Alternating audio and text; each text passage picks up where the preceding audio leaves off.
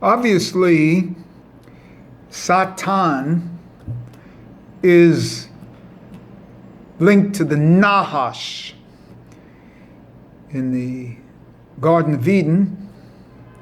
Satan, spelled Sin, Tet, Nun, Gematria is 359, and the Nahash is 358. The Nahash is also the same Gematria as Mashiach. So when you take Nahash and plus 1, you get 359, and that's Sin, Tet, Nun. But I did the full Gematria of the word. I spread it out. I did Shin is 360. Let me try to put this up here. Shin is 360. Tet as 419. Nun is 106. And so I get 885. And then I add 1 to that, that's 886. And 886 is the gematria of the 3 spellings of Elohim. Elohim is 886. Those 3 spellings are 300, 295, and 291. That gives 886, and so that's Elohim. The full potentia of Elohim is found in the Satan. And then I was looking up, if you spell Satan with a samak instead of a sin, what would that bring it? And so the regular gematria of Satan with a samak is 119, so I'll add 1 to that, that's 120, so it's a samak itself. But no, the full expansion of it, samak is 120, tet 419, nun 106. That's 645 plus 1, 646. And that's the gematria of Elohim again. When you count the final nun, a final mem of Elohim as 600. The expression Elohim is therefore 646. So I get another number of Elohim. Elohim is expressed as 646 through Satan with a samak. And it's expressed as 886 when expressed with a sin. So it doesn't matter how you spell it, Satan. It still comes out to Elohim. And that's the great secret here. It still comes out to Elohim. Elohim is the Satan. And always remember, if the Elohim is the Satan, then it's also Mashiach. And it's the feminine, because Elohim is the feminine. There's more. When you recognize the word Mishkan, Mishkan,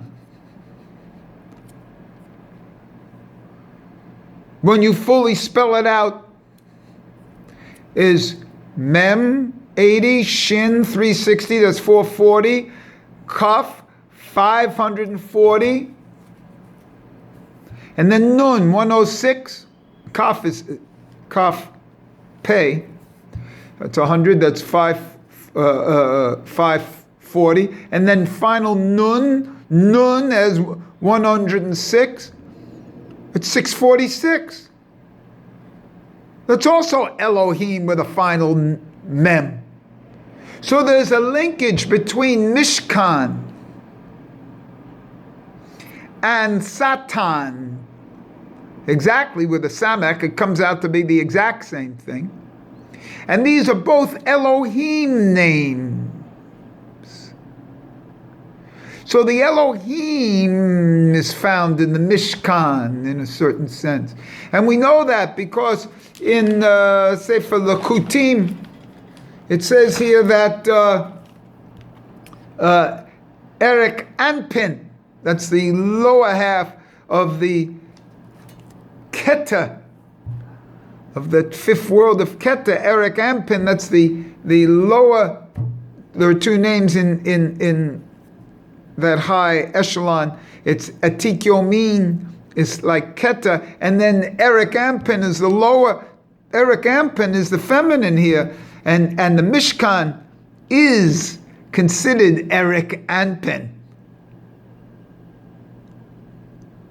So there's a great secret here, that this entire thing is a feminine. Remember, Mishkan, Shechem, Shekhinah, present, of course it's the feminine. And the whole idea of the feminine is found because the Nahash tempts Hava, Eve. And the Samak is only found at the creation of Eve, that's brought down in the Midrash. The first Samak in the Torah is only in the second chapter, I think like verse 21. 22 something, where they start the creation of Eve, and then it's the Samach. So this is the feminine, and the whole temptation with the feminine, it's the Elohim name, that's the feminine name.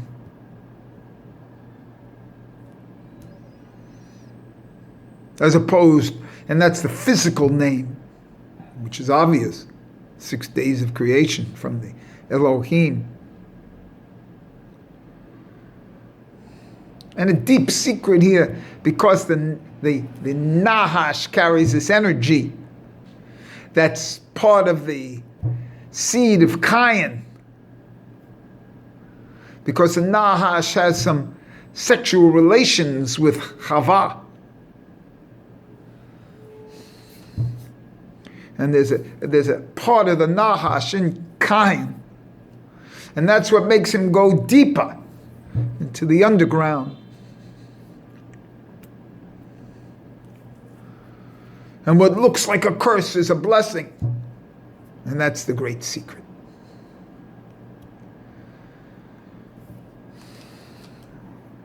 There's some other stuff I just want to allude to here, because I was doing some work this morning and I found a card that I wrote, and on it was my brother's name, Shimon ben Chaya. Shimon ben Chaya. And